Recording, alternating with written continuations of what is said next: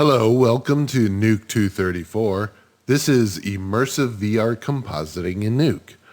I am your professor, Daniel Smith, and this term we are going to take a look at this fairly complex subject of VR compositing. It's very exciting, and we're going to be designing a shot in which a moving point of view or a view-dependent image is constructed depending on where the viewer or the writer or the person experiencing this is controlled by its environment. And this allows us to do things such as pre-distortions and mappings to take two-dimensional imagery, whether it's a fully 2D image or a stereoscopic 3D image, and map it directly to a flat or even a somewhat curved screen to create a distinct viewpoint from where a person is seeing it, so that way it looks correct from that particular viewpoint, because we're able to control where that's coming from. But before we go into that, and we're going to be constructing one major shot here, we're going to go into the history of all of this. We're going to look at who the major pioneers of this technology and how it works, and we're going to understand where it comes from and all the different influences throughout the years that have created what we're going to be doing. And we're going to understand the core concepts and how all of this works. And then we're going to go into planning and developing our shot. This is what class 1 is all going to entail. So let's jump right on in. The big thing about the history of these sorts of effects is they're based in what we call LBE. LBE is location-based entertainment. These are special venues or events that are produced to go into one specific area. Now, this is different than a feature film because feature films get mass distribution. And you have a typical feature film going out into 3,000 or 4,000 movie theaters domestically and tens of thousands of theaters across the globe. And each theater has its own unique setup. It has a certain size screen. The projector is a certain distance from that screen. The audience can sit anywhere within the theater. Some theaters are long, some are wide, some have stadium seating. So you have all these different variables, and it's very difficult to craft a unique experience for a large mass audience. Whereas location-based entertainment typically is much more specialized. It can be specialized to the point of designing an entire experience for a very specific movie theater. So even if it's a large theater that has to accommodate a lot of people, such as a theater at a theme park or a theater at a museum or a permanent installation, you tend to get a much more well-crafted stereoscopic experience, as well as maybe they augment it with dimensional props or walls or things like that. But usually when one thinks of location-based entertainment, it more specifically narrows down to trade fairs, conventions, and ride films, because a lot of times these days they're producing, especially at like Comic-Con and various trade shows, movies are starting to bring in VR experiences into these trade shows, and they're designing something for the fans to experience like the world of a particular film at that particular place. So it's a much more, you're narrowing the audience down to a few people. And then with ride films, you usually have a craft such as a motion base or the ride vehicle itself that holds maybe 8 or 10 people at the most, and it is going through the environment. So you're controlling this point of view at a much smaller scale. And it allows you to craft the experience much more specifically for that point of view. So that's where this sort of technique is really, really honed to have its home. Now, with the trade fairs and the conventions and the VR, this is starting to go out of ride films, and it's starting to permeate much larger audiences. And that's what's really exciting, is bringing that all together. And that's exactly what we're going to be doing in this class, is we're going to kind of be constructing a ride film, but we're going to use VR to see it and experience what it would be like, and we're going to put it online and be able to share it with much more people than just us at our computers. So we're going to be able to go through all of this, but let's take a harder look at the history of location-based entertainment. And we're going to look at a couple of the major attractions inside of LBE Entertainment.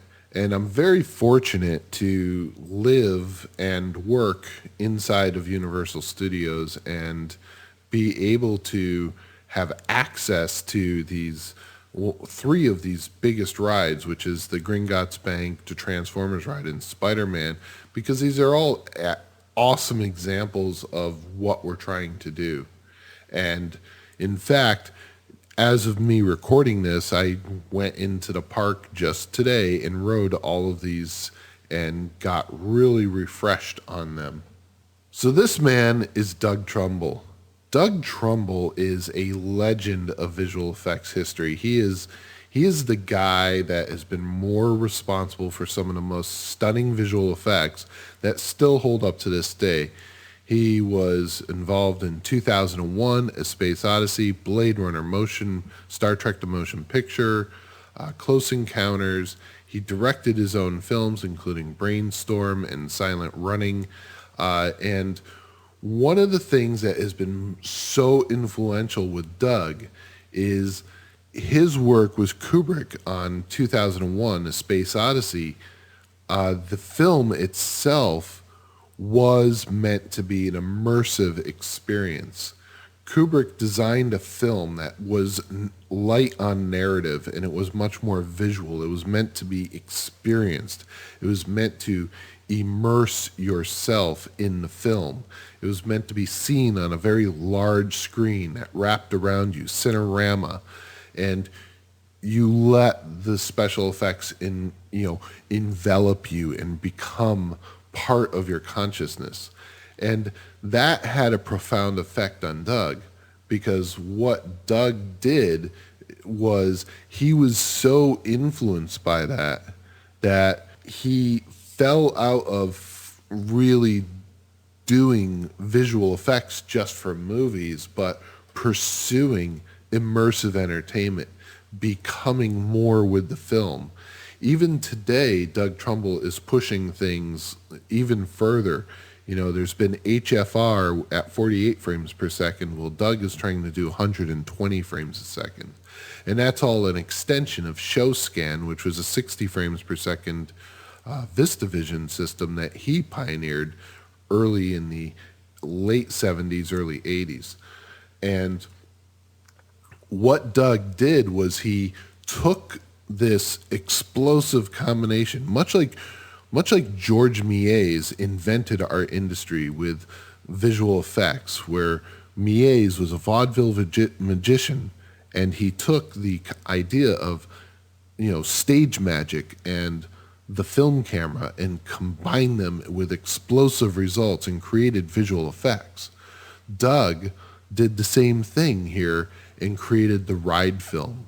He created the ride film by taking a flight simulator and combining it with movies. And in 1985, he created Tour of the Universe, which was in Toronto, Ontario. And it was this ride film that took you on a trip to Jupiter. And this was just an amazing experience. Growing up in Western New York, and being able to go over to Toronto and experience this in 1985, I actually rode this thing and it blew me away. It was an amazing experience. Here you have something completely new, a new art form to express visual effects of movies by combining a simulator that they were using for flight training with visual effects in movies. And you've got a whole new art form. And just in a few short years, this has exploded. So the next year, 1986, Disneyland and Disney World unveiled Star Tours. And Star Tours took Star Wars and the flight simulator and did the exact same thing that Tour of the Universe did, except here you have a very popular movie franchise being combined with the flight simulator. But just like the earlier one, the Tour of the Universe, this one and another one that they created called Body Wars was the same thing, where you have a ride vehicle that is a motion simulator. In this case, it is themed up to look like a spaceship, and it also has a video projector inside, and it combined the motion with the video in the same vehicle, so it was connected. Then in 1991, Universal came back to Doug Trumbull, and he created the Back to the Future ride for Universal. And this is where Doug decided to decouple the screen and the ride vehicle, so that way the screen could be more immersive. Because in the previous two examples, the screen was always a part of the ride vehicle. So it usually was like a window to the outside of the vehicle. So it was a little tiny window. So in the Back to the Future ride, they took the motion base and set them on kind of a tiered base system in which there was a OmniMax 270 degree fisheye large format screen, which was a dome that was large enough to accommodate 10 to 15 motion bases, all sitting around at different positions around the center point of that dome, all to be able to experience this huge, massive field of view from the point of view of the motion bases. So when you ride this, it's pretty impressive. Now, the Back to the Future ride has been retired at most Universals. I believe it's still running at the one in Singapore, but and in Hollywood and here in Florida, they have replaced it with the Simpsons ride. And the Simpsons ride is using the exact same motion bases that Doug Trumbull designed, which are absolutely brilliant. They move and feel like no other motion base, but they changed out the movie and changed some of the theming. After that, in 1993, Doug did a series of 3 films for the Luxor Pyramid in Las Vegas, Nevada, which included a ride film that took you on the search for an obelisk. And it was really impressive. It was shot with show scan. It was 60 frames per second on a compound curved screen, had a customized designed motion-based system that could give you 6 degrees of freedom with minimal footprint. And it threw you around really beautifully, and it felt very, very immersive. But again, you now have this evolution. We started with our ride vehicle and the screen bound together. And then at this point, we have the screen separate from the ride vehicle. The screen stays static. The ride vehicle is static but can move up and down, left and right, pitch, yaw, heave, and sway. And you get a tremendous amount of movement. So the next evolution of this was when Universal Studios designed The Amazing Adventures of Spider-Man in 1999. The visual effects and the animation produced in this was done by a company called Kleiser Walzak, and they had previously worked with Doug Trumbull on the Luxor Pyramid.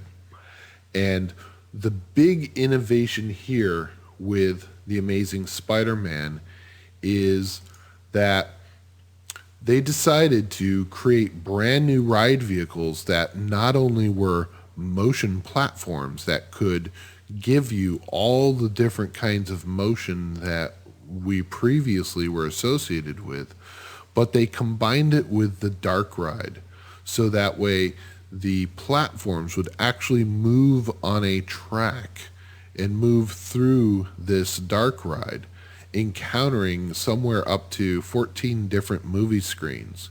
And at each point, the construction of the imagery on those screens would be rendered from the point of view, from the center point of the vehicle.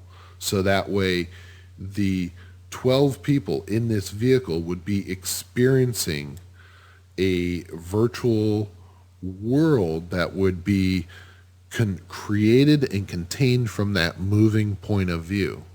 So that moving point of view was designed to mimic exactly what the screen would look like had it been a hole through a wall into an extension of the practical sets. So we started with our motion base and our screen static. We decoupled them, and we have motion base and screen.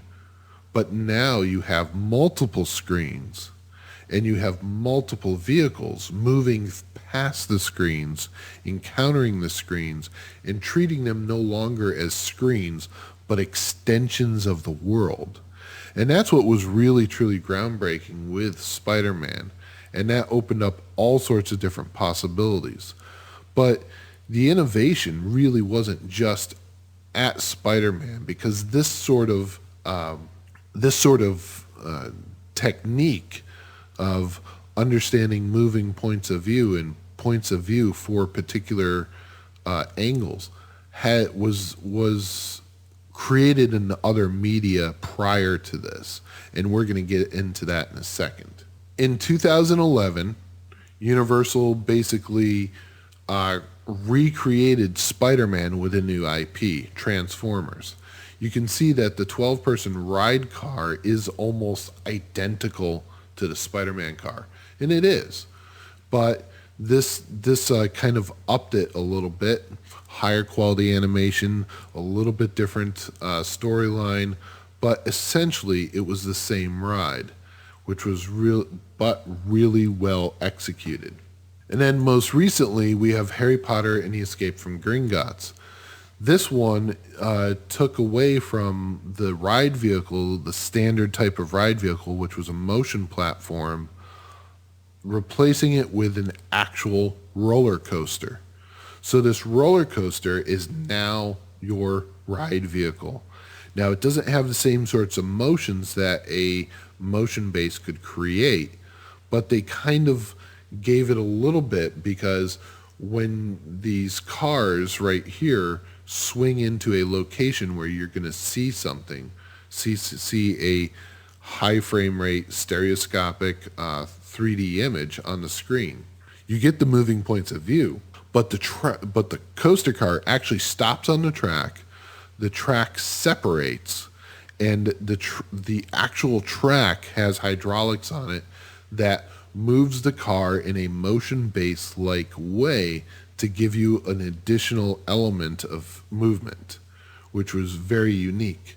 And then by the time the event is over, the track connects back to the main track and the coaster car rolls onward to the next screen. It's definitely one of the most high-tech versions of this, and has some tremendously well done compositing and imagery that is continuously changing depending on the point of view of the ride vehicle.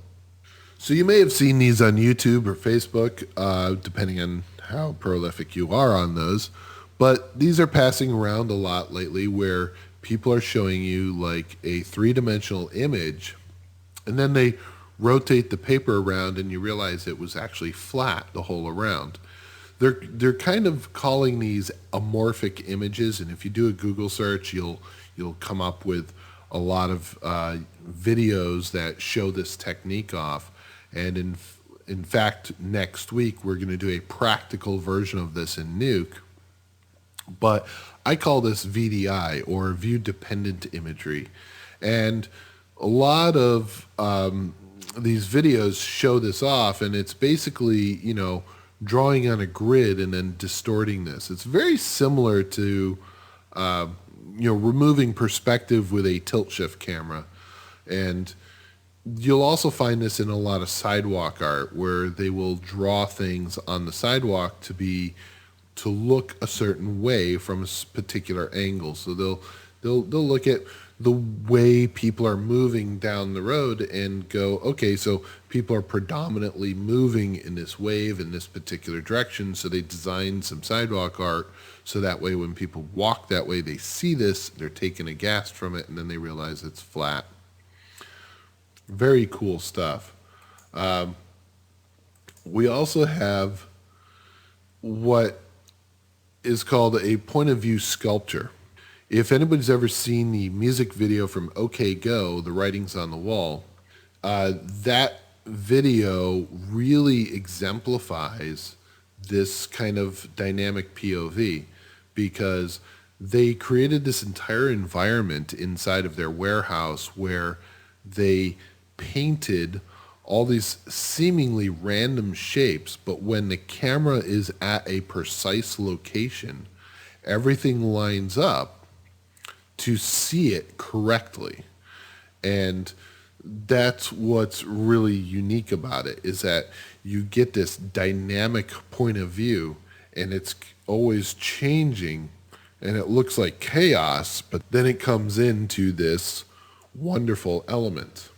But again, these things that people are doing on YouTube, OK Go at one time sued Apple over a commercial that was similar to their concept here, but they act like their idea is completely innovative and never existed before, and that just simply isn't true. We're all building with the same materials, and these ideas, whether they're implemented in a video or a YouTube trick or whatever, have been around for years and years and years. And here's an excellent example is the French artist Georges Rousse.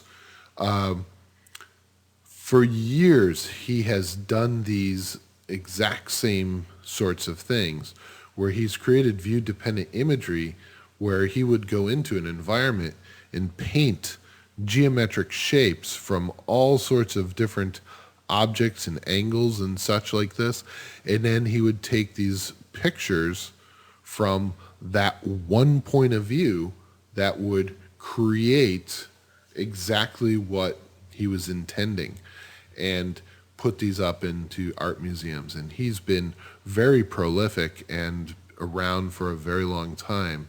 And it's not that he invented this either. It's just there are so many examples throughout art where people have played with perspective and understood that if you pre-distort an image, you can then see it from a whole new way. It's all about collecting these ideas and combining them and putting them together to solve a creative problem. So this is Johnny Chung Lee, and some of you may have heard about his research and development. His research and development was with using a Wii remote or a Wiimote to do head tracking. I believe Johnny now works with Google, but he was doing this great research where the Wiimote would track the infrared sensor attached to a camera, which would to simulate your point of view, and it would update the video screen so that way you would see an updated version based on that. Right here, JohnnyLee.net projects Wii. This will give you the information, and as well as you can download the source code and plug in a Wemo and into your laptop and do some of this some of these techniques and and see how all of this stuff works out. So you can see right here, this video example is showing how, as the camera moves, that the graphics engine is updating it in real time to make it look like a 3D hologram. So it's doing a pre-distortion on the imagery and tracking it to the point of view.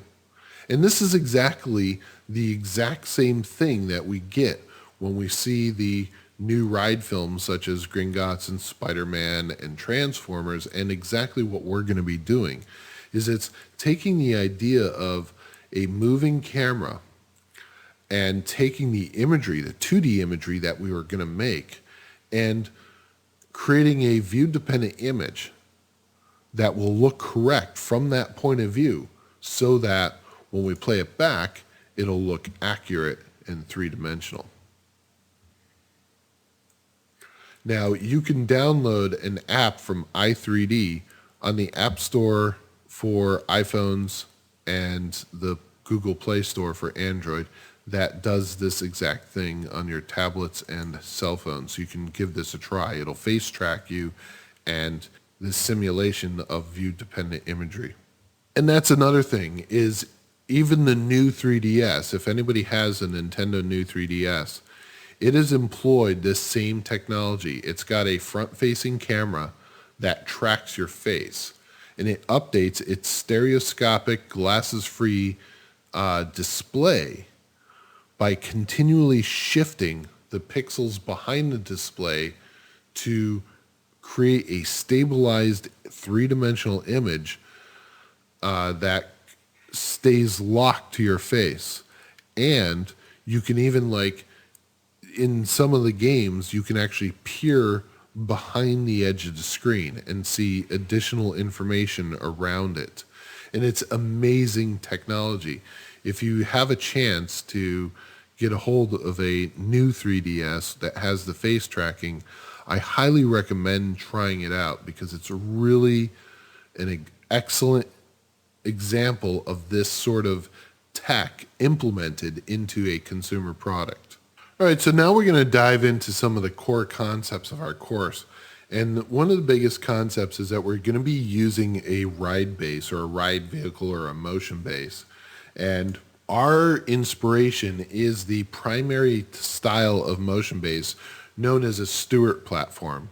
The Stewart platform is 6 hydraulic pistons that act as rams, and they're capable of creating something called 6 degrees of motion. The 6 degrees of motion are very similar to what we have in 3D. You know, we have our X, Y, and Z rotational axes, but this has to be a platform that can do those 6 sorts of rotations and hold several tons of either a pod such as this, or a ride vehicle that has chairs and people riding in it. So you have to support all that weight safely. So these, what the 6 degrees of motion classified on a motion base are referred to as the forward and backward movement is called surge.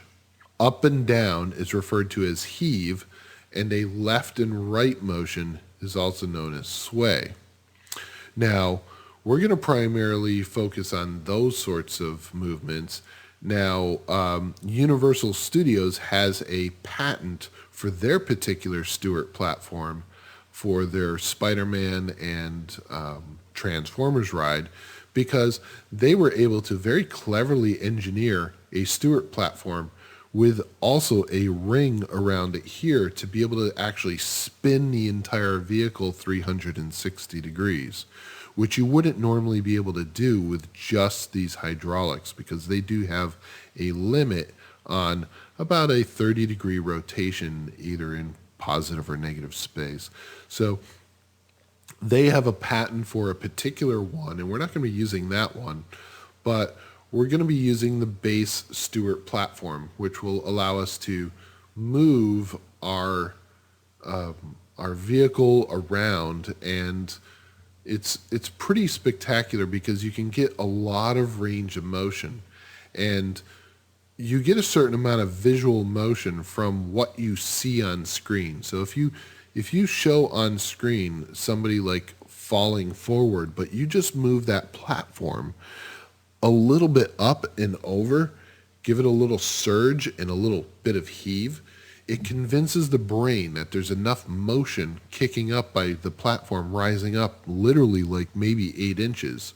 And you combine that with a visual that looks like you're falling like 50 feet. And it convinces the brain that you, in fact, have moved that entire amount. So it's pretty amazing to understand and be able to do this. Now, if your motion conflicts with the visual, you can have a inner ear or vestibular mismatch.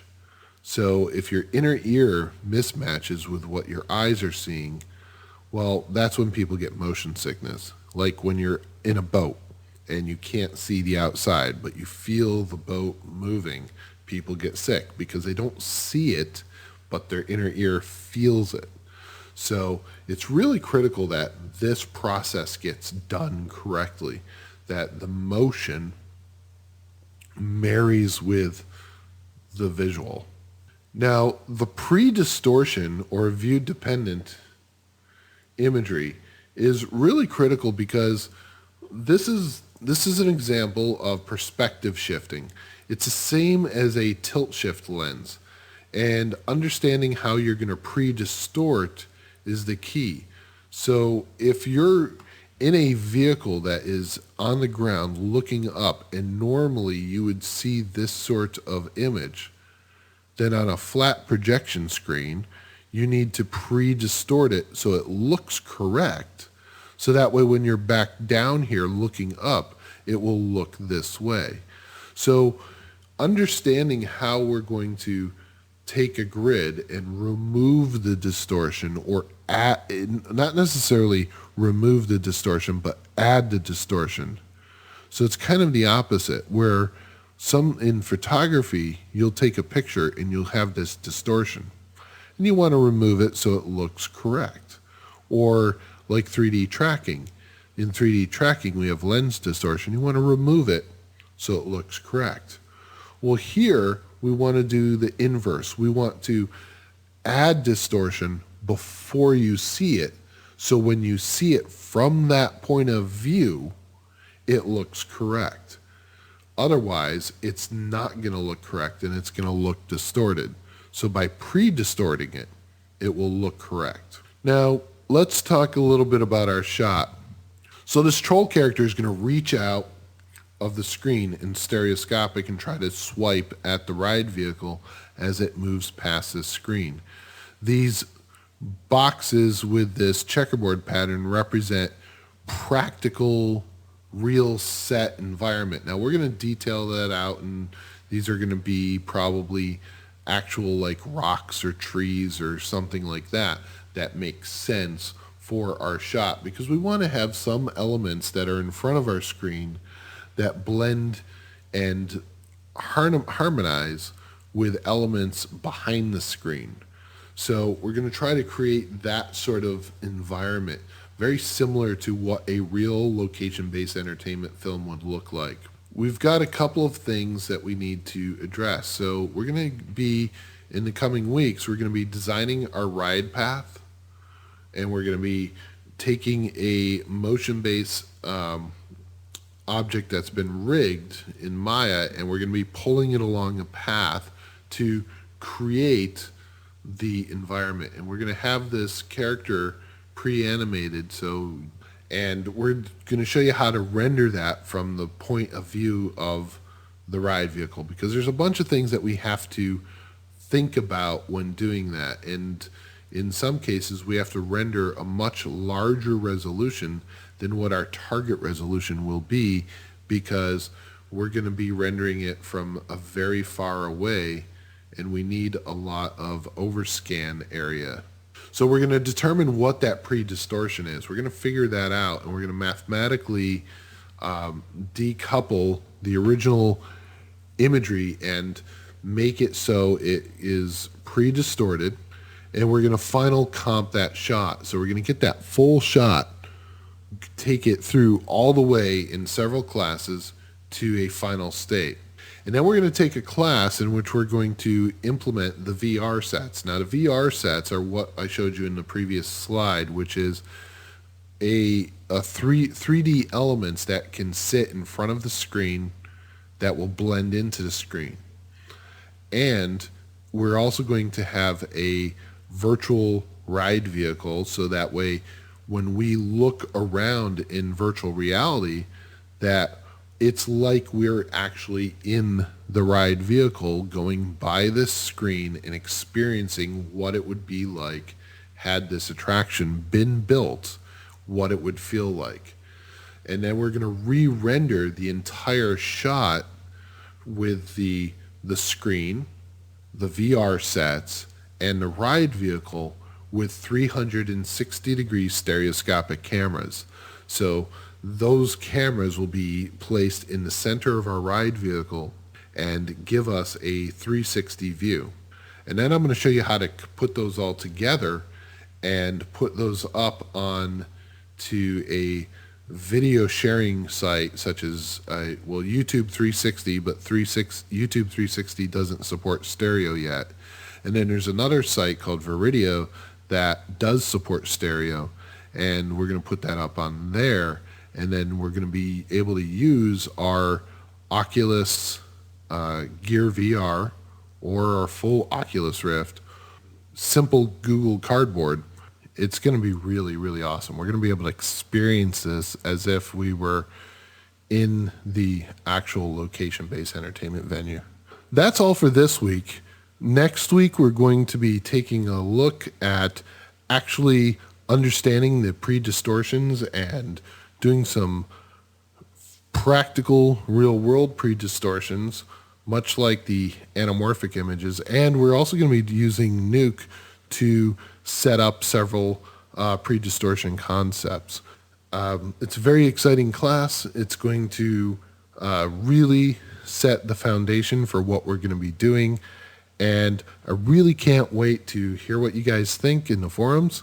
And if you have any questions, hit me up, and thank you so much.